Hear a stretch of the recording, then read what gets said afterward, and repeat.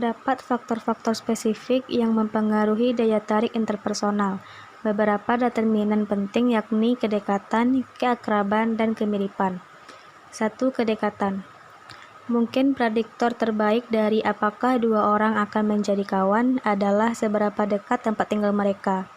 Jika satu orang tinggal di Rawamangun dan satu lagi tinggal di Serang, maka kecil kemungkinannya mereka akan menjadi kawan akrab.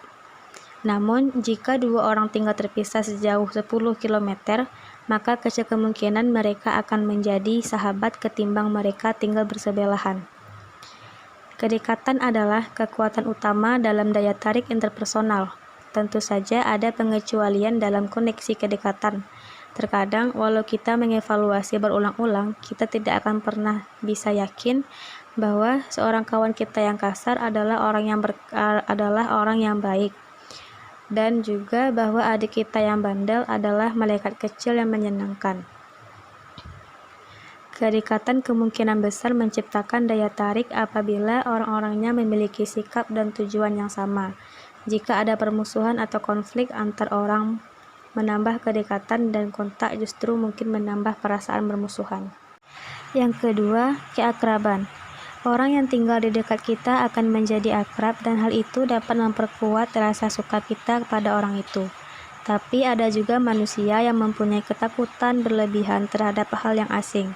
Sebaliknya, ada juga yang sudah akrab atau dikenal baik mungkin menimbulkan perasaan nyaman. Yang ketiga, kemiripan. Faktor lain dalam daya tarik interpersonal adalah kemiripan. Kita cenderung menyukai orang yang mirip dengan kita dalam hal sikap, latar belakang, kepentingan, dan personalitas.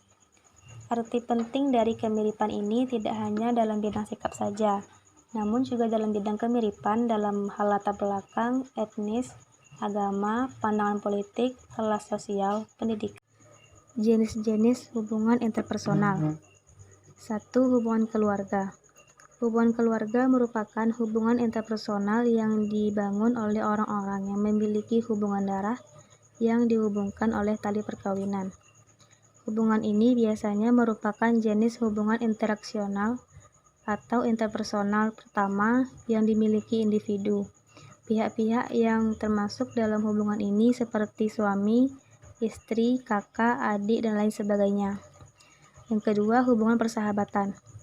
Persahabatan adalah hubungan interpersonal tanpa syarat, di mana para individu terlibat atau terlihat atas kemauan mereka sendiri, dan tidak ada formalitas dalam hubungan ini, dan individu-individu yang terlibat menikmati kehadiran satu sama lain.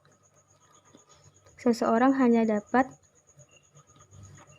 menjadi persahabatan dengan orang-orang yang memiliki tingkat kecocokan tinggi. Bagi sebagian orang, hubungan persahabatan bisa jadi lebih penting daripada hubungan keluarga atau hubungan romantis. Yang kedua, hubungan romantis. Hubungan romantis merupakan hubungan interpersonal yang ditandai dengan adanya perasaan tertarik, gairah, keintiman, kepercayaan, dan rasa hormat. Individu yang terlibat dalam hubungan romantis umumnya terikat satu sama lain dan memiliki ikatan khusus untuk mempertahankan hubungan mereka. Pasangan yang menjalankan harus membalas perasaan satu sama lain. Mereka juga harus sama-sama berkompromi dan menyesuaikan diri sehingga hubungan dapat bertahan lama dan dalam jangka waktu yang lebih lama. Yang ketiga, hubungan kerja atau profesional. Hubungan kerja atau profesional adalah hubungan interpersonal yang terjalin karena berada dalam organisasi yang sama.